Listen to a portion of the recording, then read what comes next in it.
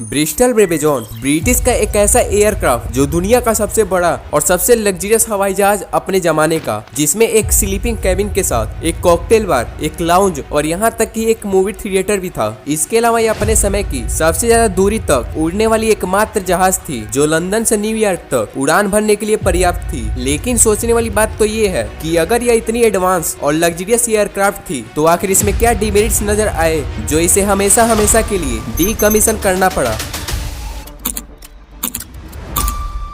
दोस्तों यह बात है 1942 की, जब सेकेंड वर्ल्ड वॉर चल रही थी। सभी कंट्री अपने एलाइज के साथ मिलकर अपनी पावर को शो ऑफ कर रही थी। लेकिन इसी बीच ब्रिटिश की गवर्नमेंट को चिंता होने लगी, युद्ध के बारे में नहीं बल्कि युद्ध के बाद क्या होता, क्योंकि उस समय ब्रिटिश के पास ऐसे ट्रांसपोर्ट मौजूद नहीं थे जिसको वे किसी एयरलाइनर में बदल सके या एक साथ उसमें ज्यादा लोगों को बैठा सके। जबकि उस समय अमेरिका के पास मिलिट्री ट्रांसपोर्ट के साथ साथ कई ऐसे एयरक्राफ्ट मौजूद थे जिनको वे आसानी से एयरलाइनर में बदल सकते थे। इवन अमेरिका ने वर्ल्ड वॉर से पहले ही ऐसे ट्रांसपोर्ट को बनाने लगी थी जो अभी तक किसी अदर कंट्री के पास नहीं थी, और शायद यही वजह थी कि अमेरिका बाकी कंट्री से काफी आगे था। इसीलिए अब ब्रिटिश अपने मोनोपोली को बढ़ाने के लिए एक ऐसे एयरक्राफ्ट को बनाना चाहती थी और उसमें ऐसे टेक्नोलॉजी को अपनाना चाहती थी जो काफी एडवांस हो, जिसको अभी तक किसी और ने न बनाया हो।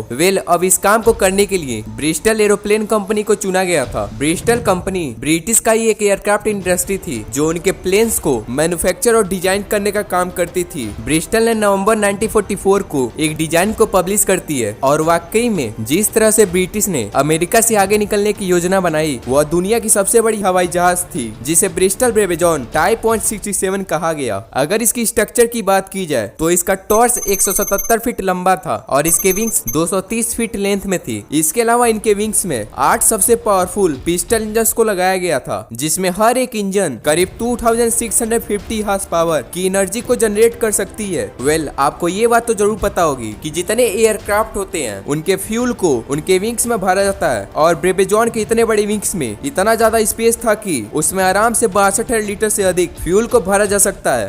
अब इतने बड़े विंग्स और इतने पावरफुल इंजन की मदद से यह जहाज 480 किलोमीटर प्रति आवर की स्पीड से चल सकती थी, और जहाँ तक इसकी रेंज की बात करें तो यह करीब 8,900 किलोमीटर तक का सफर बड़े आराम से कवर कर सकती है। लेकिन ब्रेबेजॉन केवल एयरलाइनर के आकार और सीमाओं में आगे बढ़ने वालों में से नहीं थी, बल्कि यह अपने समय की सारे कमर्शियल जहाजों को पीछे छोड़ने वाली थी। क्योंकि ब्रेबेजॉन भले ही 300 पैसेंजर्स को बैठाने के लिए काफी बड़ा था, लेकिन इसमें जिस तरह की लग्जरी का इस्तेमाल किया गया था उसमें केवल 100 से 50 यात्री ही बैठ सकते थे, क्योंकि हर एक यात्री के लिए करीब 270 क्यूबिक फीट एरिया एकोमोडेट किया गया था उनके लग्जरी क्लास के लिए। और जो थोड़ा कम भाग्यशाली होता उसे केवल 259 क्यूबिक फीट में समझौता करना पड़ता। इसके अलावा यात्रियों को सोने के लिए एक फर्स्ट क्लास का रूम, इसी के साथ खाना बनाने और खाने के लिए एक चेम्बर, ड्रिंक्स के लिए एक कॉकटेल बार, और इसमें सबसे नई और सबसे खास बात तो ये थी कि आपके इंटरटेनमेंट के लिए इसमें एक मूवी थिएटर भी था, जिसमें आराम से 23 लोग बैठकर किसी मूवी को एंजॉय कर सकते हैं। इसके अलावा उस समय ब्रेबेजॉन मात्र एक ऐसा जहाज था जिसे 100% कंट्रोल किया जा सकता था, और इसी के साथ इसमें हाइड्रोलिक को भी लगाया गया था जो इसकी सरफेस और प्रेशर को कंट्रोल करने का काम करती है। लेकिन ब्रेबेजॉन को बनाते समय कई चैलेंजेस का सामना करना पड़ा, जिसमें से एक तो ये कि इसके जो इंजन्स थे वो आसानी से मिल या बन नहीं पाते थे। इसके अलावा यह इतना बड़ा था तो जाहिर सी बात थी कि इसका वजन भी ज्यादा होगा। लेकिन इसके वजन को कम करने के लिए जबरदस्त प्रयास किया गया। इसके कई पार्ट्स को अपने तरीके से बनाया गया, और साथ ही इसमें कई गैर मटेरियल्स का यूज किया गया। इवन इनके कुछ पार्ट्स को बनाने के लिए अदर ब्रिटिश कंपनियों को दे दिया गया। और इन सब के अलावा सबसे ज्यादा चैलेंजेस तो तब आए जब इसे लॉन्च करने की बारी आई, क्योंकि उस समय इतने बड़े रनवे नहीं हुआ करते थे कि इतने बड़े जहाज को आसानी से रनवे पर उतारा जा सके। क्योंकि उस समय की सबसे बड़ी रनवे केवल 2000 फीट की थी, जिस पर अगर ब्रेबेजॉन को उतारा जाता तो काफी छोटा पड़ता। इसीलिए सबसे पहले अक्टूबर 1945 को रनवे को 8000 फीट तक लंबा और साथ ही उसे चौड़ा भी किया गया। इसके बाद दिसंबर 1945 को ब्रेबेजॉन की टेस्टिंग के लिए ब्रिस्टल के chief test pilot mister Bill Pegg को चुना गया। पेग एक एक्सपीरियंस पायलट थे जो काफी सालों से एयरक्राफ्ट इंडस्ट्री में काम करते थे। 3 सितंबर 1949 को जब पेग ने ब्रेबेजॉन को ट्रायल के लिए परफॉर्म किया तो उन्होंने पाया कि स्टीयरिंग को छोड़कर सारी चीजें सही से काम कर रही थी, जिसके बाद स्टीयरिंग को सही किया जाता है और 4 सितंबर 1949 को ब्रेबेजॉन अपनी पहली उड़ान के लिए रेडी होता है और इस उड़ान को देखने के लिए प्रेस के साथ साथ काफी मात्रा में लोग आए थे।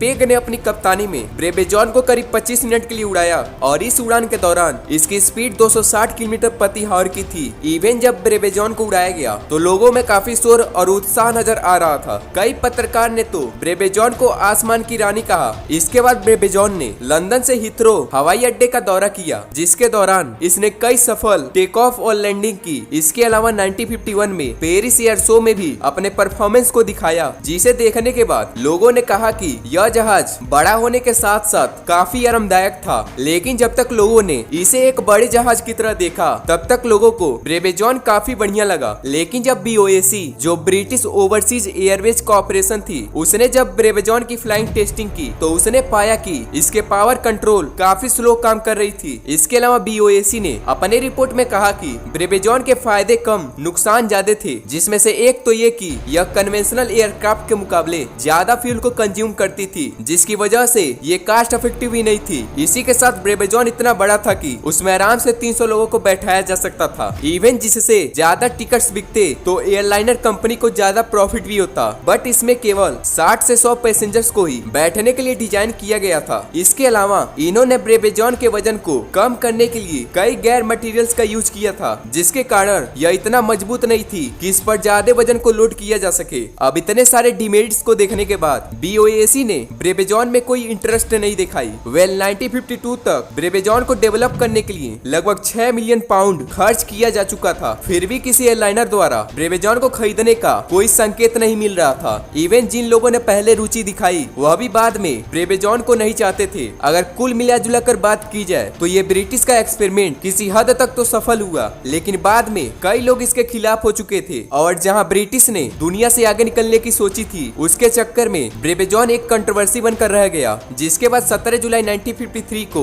एयर मिनिस्ट्री द्वारा ब्रेबेजॉन को हमेशा के लिए डीकमीशन कर दिया गया। इसके अलावा ब्रेबेजॉन के दूसरे प्रोटोटाइप को पोस्टपोन्ड कर दिया गया, जो लगभग आधा कंप्लीट हो चुका था। ब्रेबेजॉन आपको कैसा लगा कमेंट में करके जरूर बताइएगा।